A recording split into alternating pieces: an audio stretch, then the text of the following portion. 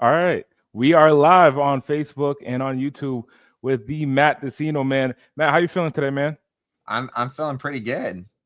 So let's get started. What are you going to be sharing at the GHLEngine Summit, man? What are you going to be sharing with all of us agency owners who are growing and scaling?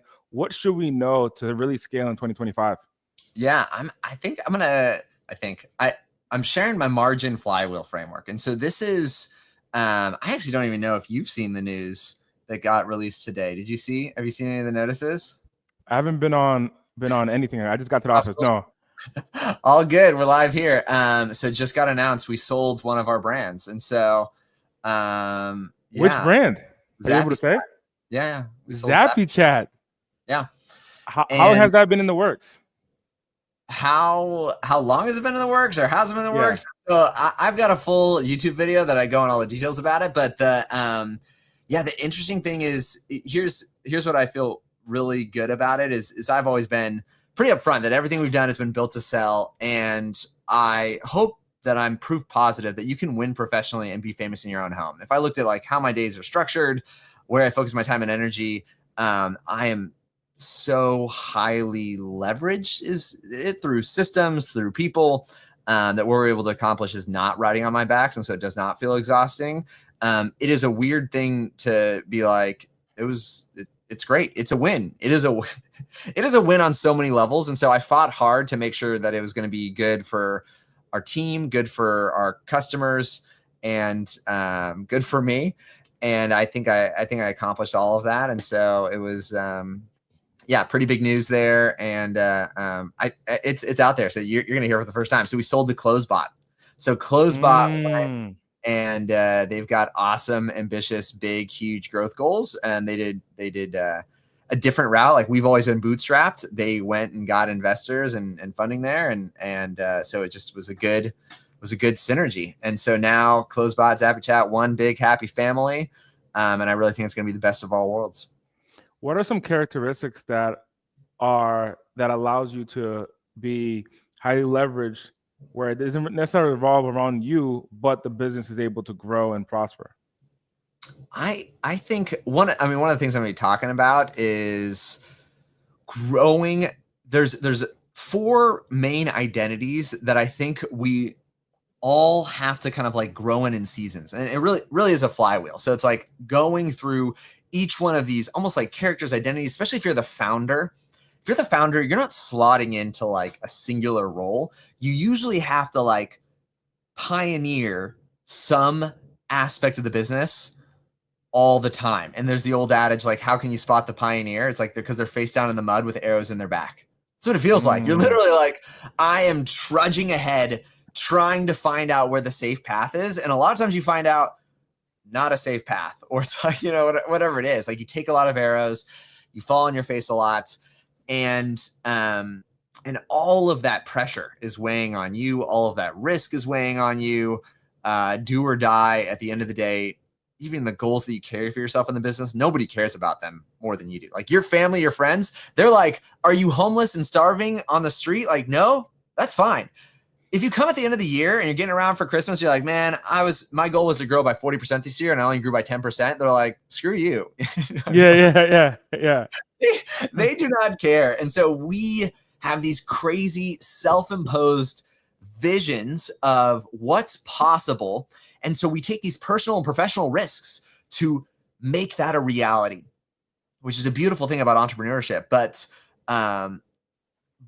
we can't be static. Like, when you're static and almost like a singular mindedness about it, and your identity doesn't shift or as you grow, you end up optimizing to your own detriment, right? This is people who, like, they build a business that turns into a cage that they resent, or their own entrepreneurial ADHD causes them to abandon things that succeeded to chase after things that like just keep them in this, just like, what's the mouse in the wheel, just running and feeling like you're not getting anywhere. And so the hamster wheel, not the mouse. Sorry, the hamster wheel. Clearly, my kids don't have pets yet. And so feeling like you're in a hamster wheel or this cage, you resent the business. And so there really is 4 main shifts and identities that I see myself and I catch myself kind of moving through. And it's actually been super refreshing because it allows, with each kind of revolution of this margin flywheel, I feel like the craziest experience where I do less and like I profit more. And that's like, I used to have the sign behind this, like profit more, work less. And people are like, what in the world does that even mean? I'm like, I'm going to tell you, it is not only possible. I think you get to do life however you want to do life. For me, the experience has been super edifying, super fulfilling. And I probably won't accomplish as much as I probably won't be a billionaire. But I definitely have been able to live a really satisfying life and feel like there's been, it's just a really, really positive experience of entrepreneurship.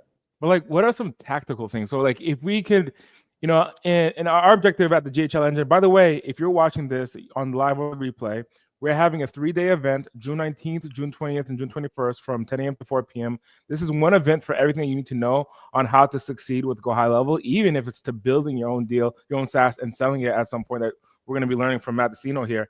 What are some tactical things that someone could take away, Matt, where they're like, hey, I understand. I think that I'm too much leverage where everything revolves around me. I pull all the levers inside of my business. I'm a new agency owner. I'm just getting started.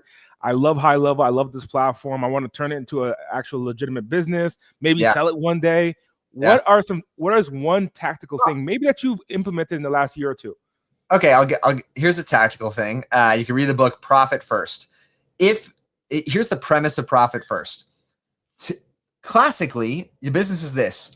You make money, you pay everybody else, and you pay yourself last. And what that means, people don't realize this, businesses are designed to solve problems. That's it. So left uncontrolled, the business will take any profit and reinvest it to solve the problems deeper and wider. So you as the owner will be left with nada. It's probably surprising how many businesses are unprofitable. Like literally the bare necessities, and because that's what happens. Is like we satisfy our bare necessities, and we never let ourselves like dream a little bit more of an actual profitable business. Well, if you dream of selling a business, man, the fastest way to make your business like really unsellable is run it unprofitably. We're kind of like lulled into the sense of like reinvest for growth or whatever it is. That is such a sham. The businesses that do that, where they're VC backed or they're investor backed, the reason why they're able to do that is because they're like, before they sell, they have to find a way to be profitable. Like it is, and I'd say like they're making big bets and gambles. You do not need to do it that way. The more stable way to do it is profit first, where the premise is decide on what your profit's going to be and find a way to fulfill within that. And one of the key principles of the books is you literally split out the money as it comes in, so you don't even look at it, because it's this weird thing. We are great at managing by the cash flows. We are bad at trying to reserve and pay for taxes, profit for ourselves. I would recommend that book to anybody. It's Profit First, and it's a stepping stone. It's like learning how to walk. Even if you decide month 1, day 1, I'm going to profit 1%. Yeah, that's it. Like, if you could fulfill on all of your promises at 100%, could you fulfill at 99%? Probably. Yeah. And you play this game where this month it's 1%, next month it's 2%. And you realize, just in the same way that like your success is a false constraint, your profit is also a false constraint. If you want to run a business that's 90% profit margin, honestly, I believe it's possible. What you'll have to do is $1 will come in, 90 cents will leave, and you'll have 10 cents left. And what it'll force you to do is to be scrappy, to be creative, to think about, how do I solve the problem within this budget? Because it's like Stripe fees or payment processor fees. You're like, those are gone. And some businesses pay more in payment processor fees than they do in profits. And so you just got to choose to say, my profit is non-negotiable. It's a percentage. Whether it's big or whether it's low, it's a percentage. And then you get scrappy. You force yourself to just solve the problem within the means that you have, and you'll surprise yourself. Have you found, when did you start implementing Profit First? We did not fully start implementing Profit First until 2024, last year. In the last year? Yeah. Wow. Have you found? Okay. Have you found that's impressive, man. So you've grown your business, and the Profit First system is on top of mind. How have you found that when you implemented Profit First, that you had to start making new decisions, hiring people differently Oh or yeah. training people differently? And what's Yeah. an example of that you experienced? I mean, it forced us. One of the things is like all of the waste. This is like the government, going through this audit process as well. It's like, where are we wasting funds here? And sometimes it's not like, it's not a bad thing, but it's like, it's just not in your budget. So you'll hold on to good things that you're like, oh, this is not reasonable. Like we shouldn't be spending as much as we are spending in this zone. And so like we had a very practical one. We had this, it was like an HR, it's in an HR software. Which this is like an HR software for how you give like team members kudos. That's like literally it. It was like, that's basically what we used it for. It was performance evaluations and kudos. Turns out, like when we just forced ourselves to say like, do we need to spend this? We found an alternative that the team thinks is like, it was better and like 1/3 the cost. Yeah. And when you're like not trying to, when you don't have a false constraint on there, like we just keep on going with it. You know what I mean? Like, why did we start with the first one? I honestly don't even know. Like an HR director years ago picked it and we're like, here we go. And they kept on raising the price every year. We're like, we didn't even think about it. Just kept on paying it. Our company grew to the size. We're like, this is tens of thousands of dollars now. I mean, we also got scrappier. I mean, we cut out things like Salesforce. Like we still were running on Salesforce, and that's a very expensive software. And you're like, well, it's here. You really start to push and say like, ask yourself, what's needed? What actually delivers value? None of our customers would even know that we were running on Salesforce. Like they wouldn't care the difference. And now here are in like alternative, scrappier solutions. And it's like sometimes even better. You're like, yeah, okay, turns out we didn't need that. So there's so much of that kind of like, call it waste and bloat. I'll say like we had, oh man, there's so much stuff in that kind of space. Or there was, trying to think of like other things that were, it just called into question everything we did in the business through the lens of like, is this a value driver? Is this something people actually value? Oh, I'll give you this. There's a practical outcry from us. So we had one of our tiers, we were paying for like Slack channels for all the people that were in the channel there. Slack went through and reevaluated our pricing. And so we were losing money every time we would get a subscriber on this tier. I could actively be like, our marginal costs exceeded the actual amount they were paying us on a month-on-month. Literally, I was losing money every time we get a subscriber over there. And because now maybe in the whole company, you're like, okay, the whole company's not losing money, but it causes us to look into like that kind of scrutiny to be like, wait a second, this should be a win. It was actually a loss. And so we were able to say like, do people even care about this?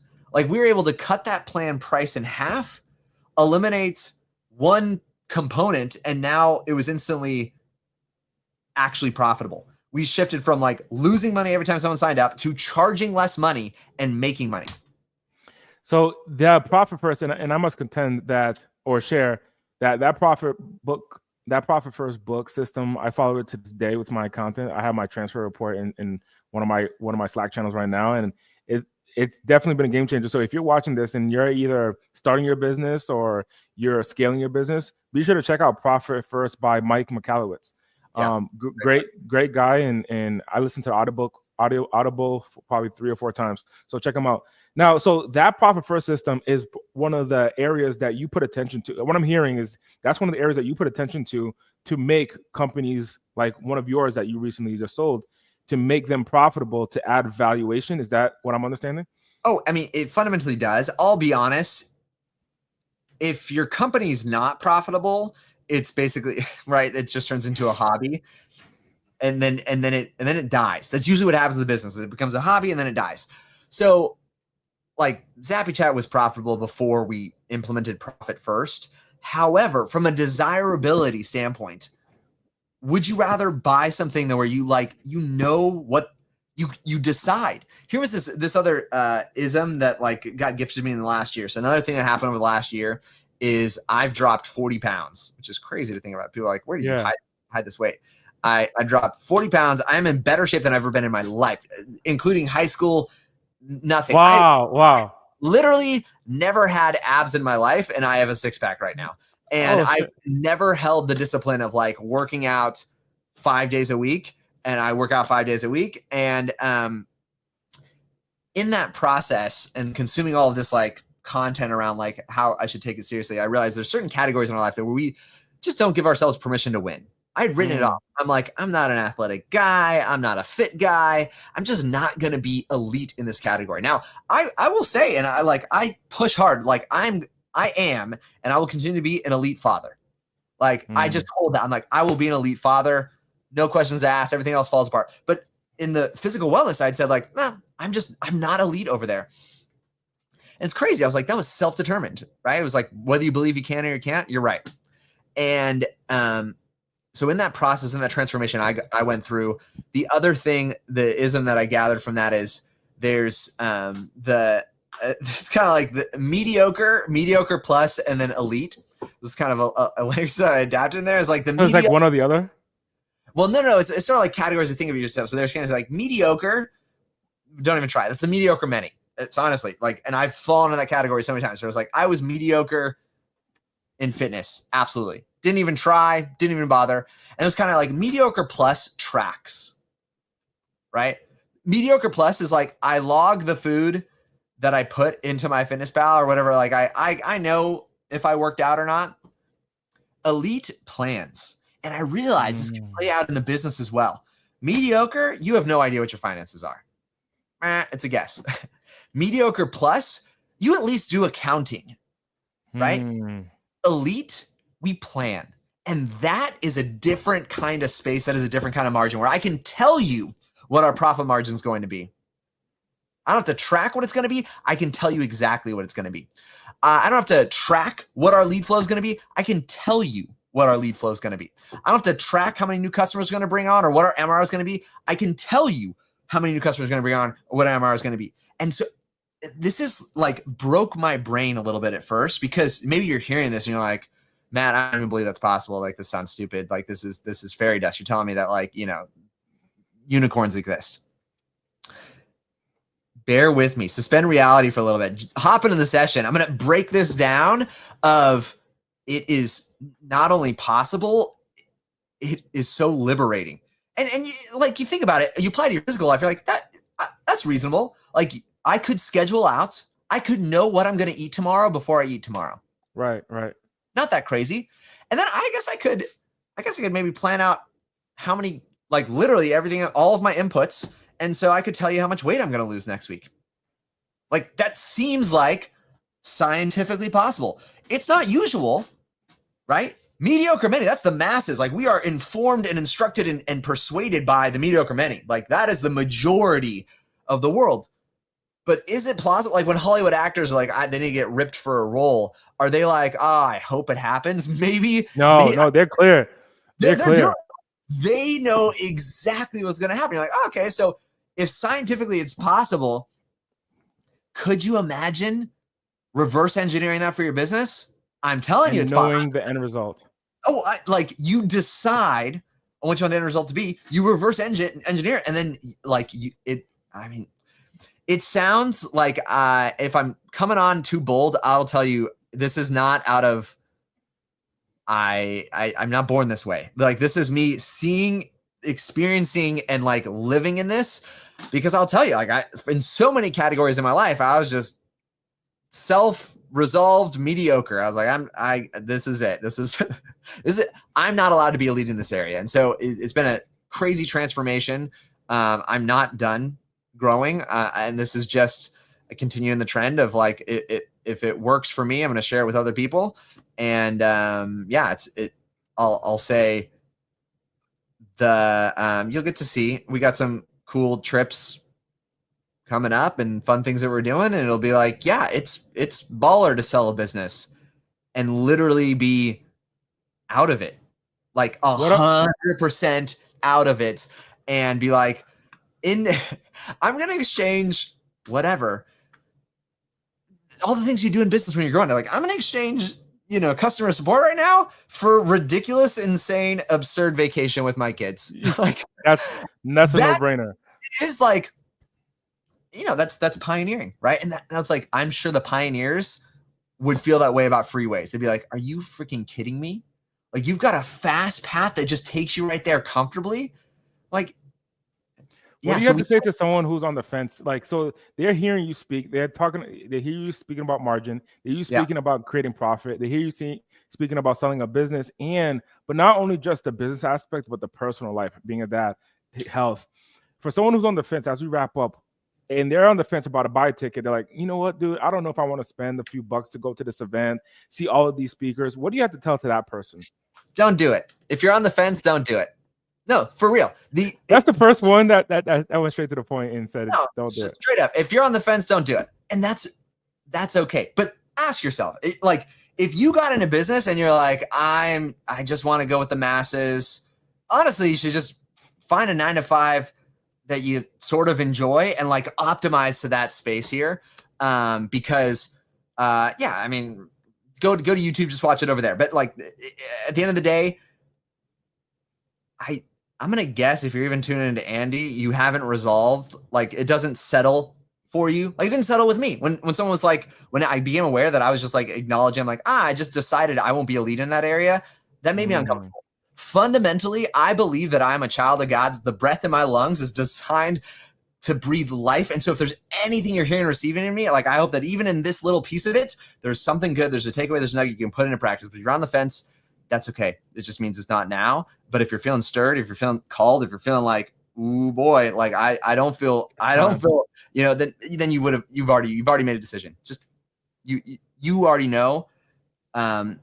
Give yourself permission to be elite. I think my encouragement there. And if it's not now, you'll hear my voice around the internet. I'll keep on encouraging you. I'll keep on telling you that you were made for something more, that stirring inside of you to solve problems is a beautiful, wonderful thing. And the world would be better if you fully lived into that calling. And so that's what I say.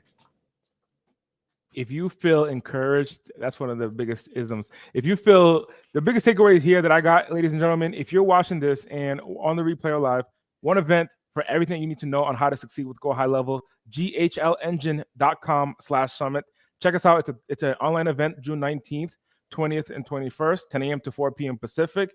It's one event for everything you need. Literally a mega webinar on Go High Level. If you feel the called to be elite, the opportunities in the show. I'll see you June 19th to the 21st. Bye for now, everyone. Bye for now.